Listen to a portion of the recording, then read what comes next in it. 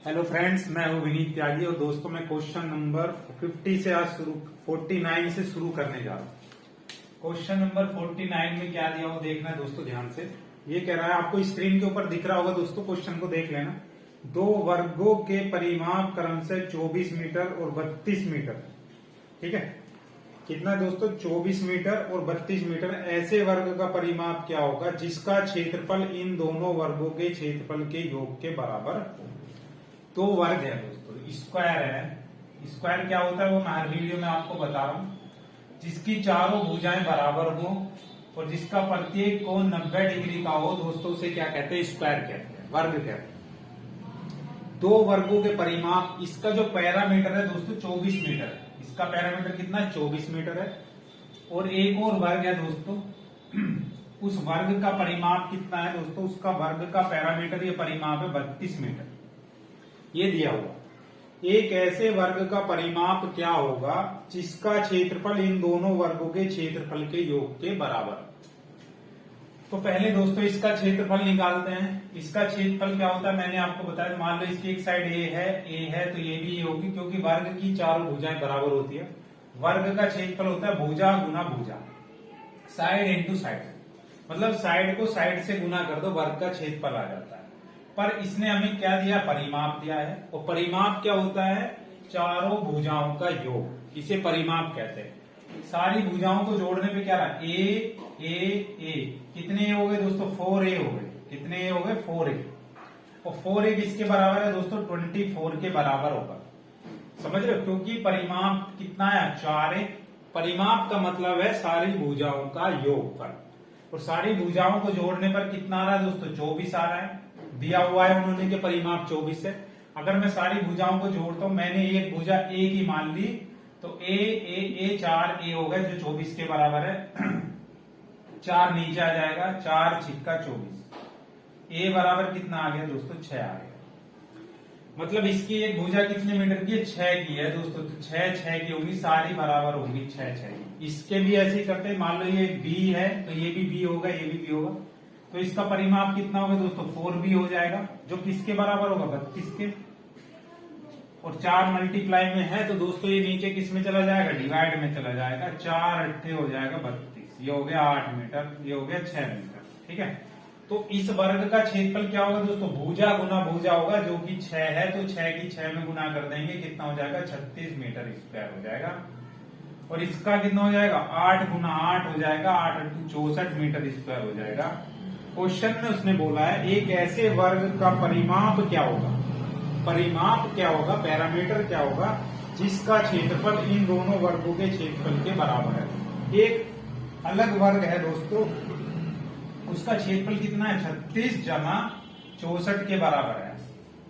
और वर्ग का क्षेत्रफल मान लो एक बड़ा वर्ग बना, उसका क्षेत्रफल एक वाई भुजा, ये भी वाई होगी, ये भी वाई होगी। तो वर्ग का क्षेत्रफल आपको पता है भुजा गुना भुजा होता है, वाई गुना वाई करने पर कितना आना चाहिए? इन दोनों वर्गों के क्षेत्रफल के योग के बराबर होना चाहिए। और बड़ा वर्ग मैंने मान लिया ये वाला है, जिसकी एक भुजा वाई की है, तो वाई गुना वाई हो गया वाई स्क्वायर। 36 और 64 को प्लस करेंगे तो 100 हो जाएगा 100। और दोस्तों आपको बता रहा हूं, हर वीडियो में बता रहा हूं, अंडर रूट हटाने के लिए रूट स्क्वायर रूट हटाते हैं तो दूसरी तरफ अंडर रूट आ जाता है, वर्गमूल का निशान आ जाता है।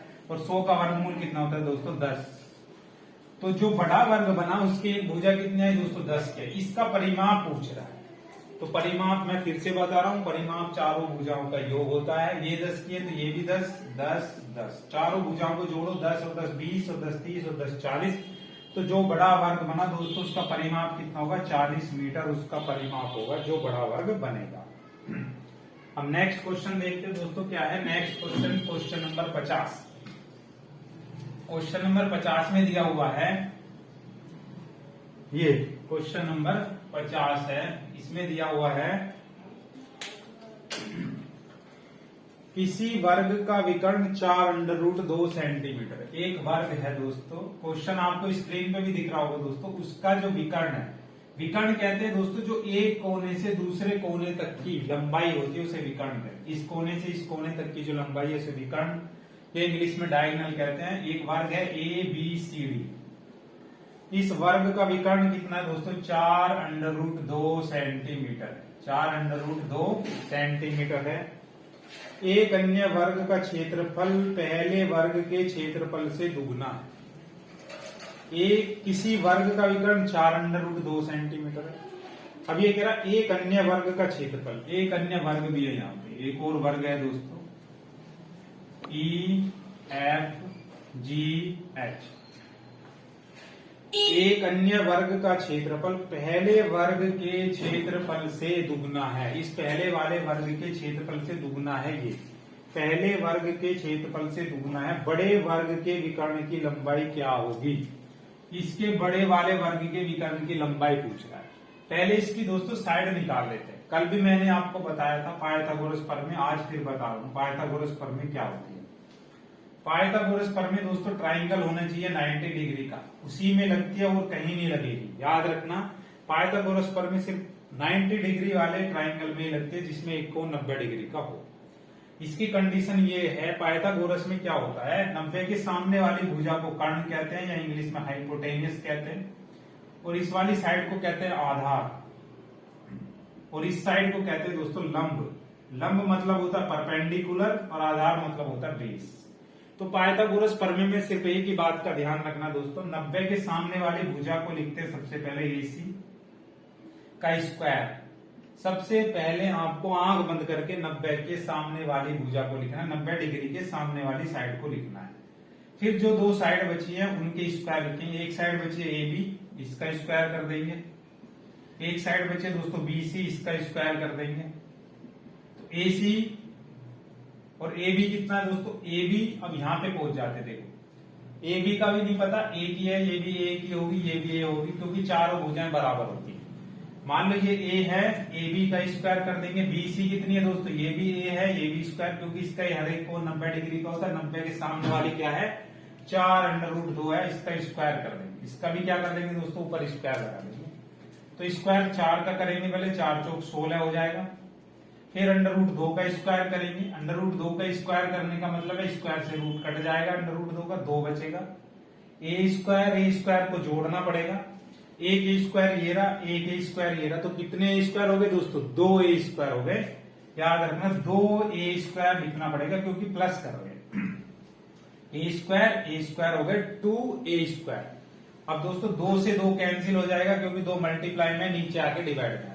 तो A स्क्वायर बराबर कितना है दोस्तों, 16 आया। आपको बताया था मैंने, स्क्वायर हटाएंगे तो अंडर रूट आ जाता है, वर्गमूल आता है। 16 का वर्गमूल होता है 4। 16 का वर्गमूल कितना होता है दोस्तों, 4 होता है। तो इसकी एक साइड कितने की आ गई दोस्तों, 4 किया। अब उसने बोला है, ये क्वेश्चन में उसने बोला है एक अन्य वर्ग का क्षेत्रफल पहले वाले वर्ग के क्षेत्रफल से दुगना है। जब इसका क्षेत्रफल कितना आ रहा है दोस्तों, 16 आ रहा है। वर्ग का क्षेत्रफल क्या होता है दोस्तों, भुजा गुना भुजा, और भुजा कितने की है, 4। 4 गुना 4 16 होता है। ये रहा, पहले ही निकल गया था। तो इसका क्षेत्रफल आ रहा है 16 और इसका क्षेत्रफल होगा 32, क्योंकि ये जो है इसका दुगना है, इसका दुगना है। तो 16 का दुगना आपको पता है सभी को 32 होता है। तो 16 का स्क्वायर, सॉरी 4 का स्क्वायर 32 हो गया है ना, 4 का स्क्वायर 32 हो गया, 32 आ गया। दुगना है, बड़े वर्ग के विकर्ण की लंबाई क्या होगी। जब इसका क्षेत्रफल 32 है दोस्तों, इसकी एक भुजा मान लो B की है, कितनी है, B है, तो ये भी B होगी, ये भी B होगी, ये भी B होगी, ये भी होगी।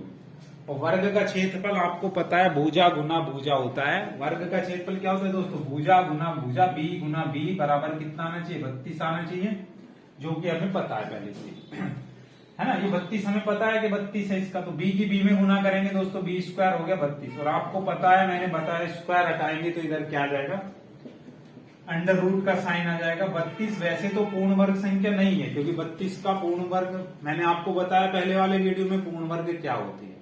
तो 32 का वर्गमूल तो हम निकाल नहीं सकते, पर इसे इस तरह से लिख सकते हैं कि इसको इस तरह से फैक्टर करके लिखो कि एक संख्या का तो वर्गमूल निकल सके और दूसरी का नहीं निकल पाए। इस प्रकार जैसे 16 दूनी 32 मैंने लिख दिया, 8 चौक 32 भी आप लिख सकते थे, पर वहां पे भी दिक्कत हो जाती, 4 का निकल गया था, फिर 8 को भी आप 4 दूनी, तो ऐसे लिखना बड़े से बड़ी संख्या काट के, है ना। तो 16 दूनी 32 होता है, 16 का वर्गमूल होता है 4 और 2 अंदर रूट के अंदर ही बचा, तो 2 अंदर ही रह जाएगा। 16 का वर्गमूल निकाल लिया 4, ठीक है। तो B कितने का आ गया दोस्तों, 4√2 की इसकी भुजा कितने की आ गई, 4√2 की इसकी एक भुजा आ गई।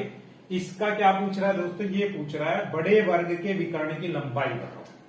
अब वही पाइथागोरस प्रमेय ये वाली यहाँ पे भी लग जाएगी। बड़े वर्ग के विकर्ण की लंबाई पूछ रहा है, ईजी पूछ रहा है दोस्तों। ईजी का स्क्वायर क्या होगा, पाइथागोरस प्रमेय क्या कहती है दोस्तों, पाइथागोरस प्रमेय कहती है हमसे ईजी का 90 के सामने वाली साइड का स्क्वायर सबसे पहले लिखो, जो मैंने यहाँ पे आपको डिटेल में बताया।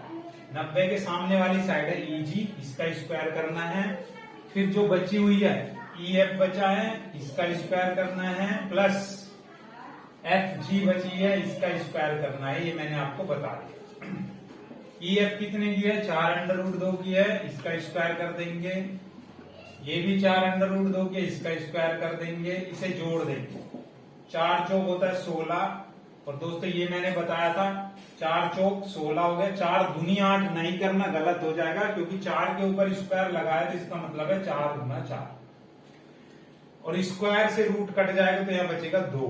ऐसे ही दोस्तों यहाँ पे 16 और स्क्वायर से रूट कट जाएगा, बचेगा 2। 16 दूनी 32, 16 दूनी 32, 32 32 हो गए 64, और ईजी का स्क्वायर है, स्क्वायर हटाएंगे आपको पता है अंडर रूट आ जाता है, और 64 का वर्गमूल हो गया 8। तो ईजी कितना आ गया दोस्तों 8। तो इसके वर्ग के विकर्ण की लंबाई आ गई दोस्तों 8 सेंटीमीटर।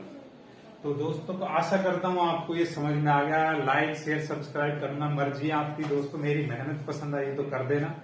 नेक्स्ट वीडियो में मिलता हूँ, आपका बहुत बहुत धन्यवाद।